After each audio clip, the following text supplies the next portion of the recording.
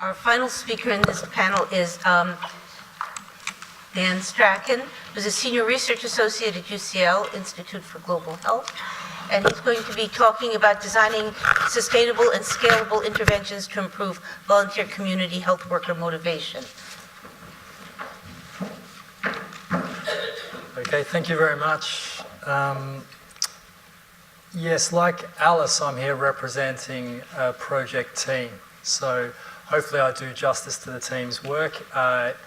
In case that I do not, my colleague Karen Shalander is here from Malaria Consortium, who are the lead implementers of this project, which is called InScale, but more of that in a moment. I'm here to introduce you to a couple of interventions designed to improve community health worker motivation, retention and performance. Topically, one is an mHealth intervention. So a little bit of background, as most of you I'm sure are familiar, community health workers fill an important human resources gap in low-income settings. Our operating context is Uganda and Mozambique. In Uganda, community health workers are unpaid. In Mozambique, they're paid, so some differences there in our workforce. We, as has been stressed in earlier panel discussions, we work closely in collaboration with the Ministry of Health in both countries, and we're working with the Ministry to find some low-cost solutions to some key barriers or constraints to the effectiveness of community health worker health-focused programs, namely the performance, motivation and retention of these workers. The project's called InScale, and it aims to identify, develop and evaluate innovative solutions to the main barriers to ICCM implementation at scale. So the community health workers that we work with are trained in health promotion and prevention, and additionally have training in integrated community case management of main childhood killers, namely malaria, pneumonia and diarrhoea and newborn infections. Our aim is to improve the key constraints of these workers' effectiveness, with the ultimate indicator of this project, appropriate treatment of sick children. So ultimately, we're hoping to influence mortality and morbidity outcomes, but our main outcome measure in the project is appropriate treatment of sick children. We're a Bill and Melinda Gates Foundation funded project with three main partners: the Institute of Global Health at UCL, where I'm from, Malaria Consortium, who are the lead partner and the main implementation partner, and the London School of Hygiene and Tropical Medicine. So straight into our interventions, which is what I want to focus on really today, in addition to some of our preliminary findings. We've developed three packages of interventions. We've developed a technology-supported approach in both Mozambique and Uganda, and also a community-supported approach just in Uganda. Where we're at now, we're evaluating both process, so the implementation, and also an end-line evaluation. We have collected all of our data in Uganda, and we are ongoing with our process evaluation in Mozambique, with our end line scheduled to start next month. So straight into a bit of a description, which I want to focus on a little, about the interventions themselves. So as described, our key focus is the motivation, retention and performance of our community health workers. We did a lot of upfront work in the project. I'm talking like 18 months worth of work to try to establish what the key drivers in these areas were. We reviewed all the literature, we engaged in a lot of stakeholder consultation internationally in the area of community health workers, a lot of national consultation with the Ministry of Health, with community health workers themselves and with communities. And what we came up with as our key areas were, the first is a number of concepts grouped together, but we found that it was key that community health workers were recognised. They wanted appropriate recognition, status and respect for their work, and they were often motivated by knowledge gain.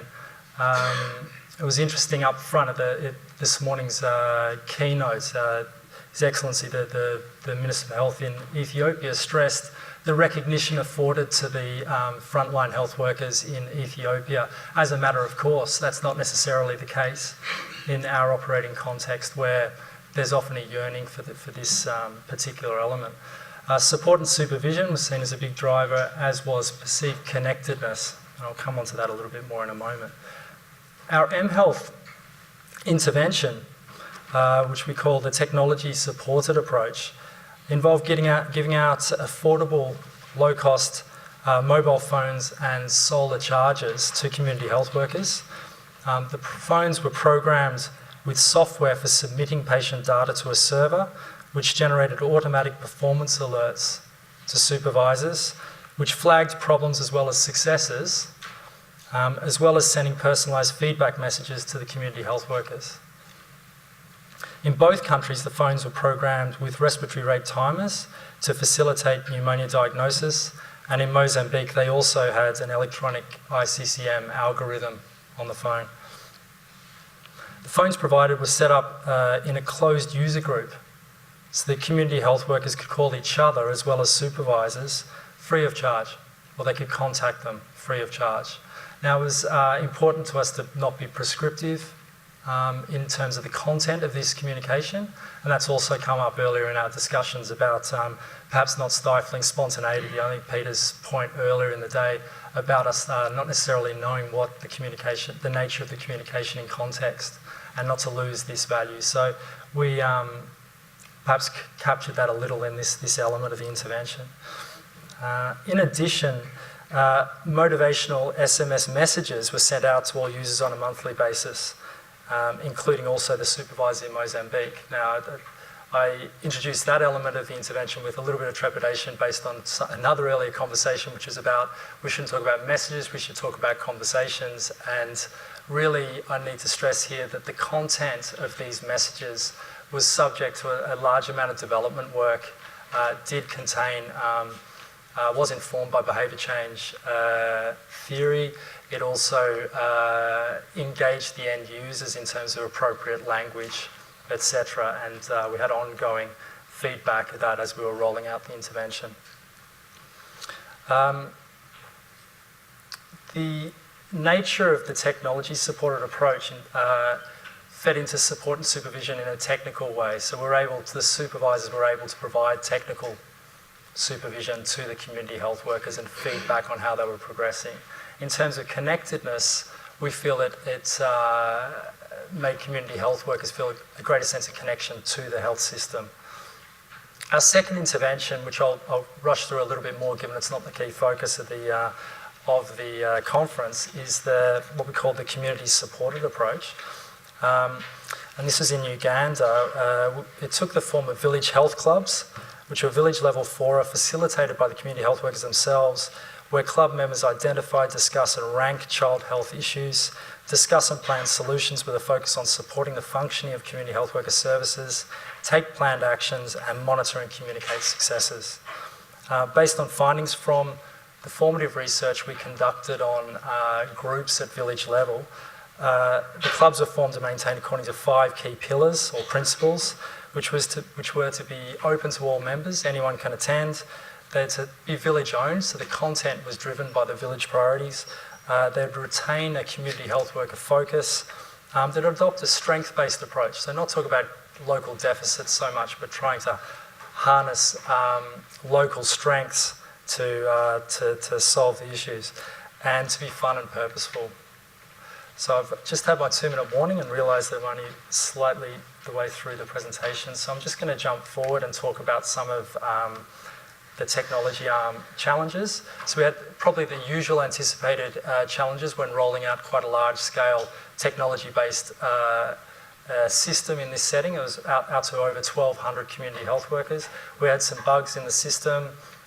Some of the equipment was a little bit fragile. Some of our community health workers were visually impaired to a greater extent than we had anticipated, which created a few challenges. And there were some challenging partnerships with mobile phone programmers and operators. Nevertheless, in the qualitative work we conducted with the end users, the community health workers, overwhelmingly there was positive feedback. Communication with peers and supervisors increased referral, and also they could alert about stockouts, medicine supplies. The data submission of feedback was highly motivating. People really valued a context-specific feedback on the data that they were submitting, and people were using the targeted supervision, and it was well received.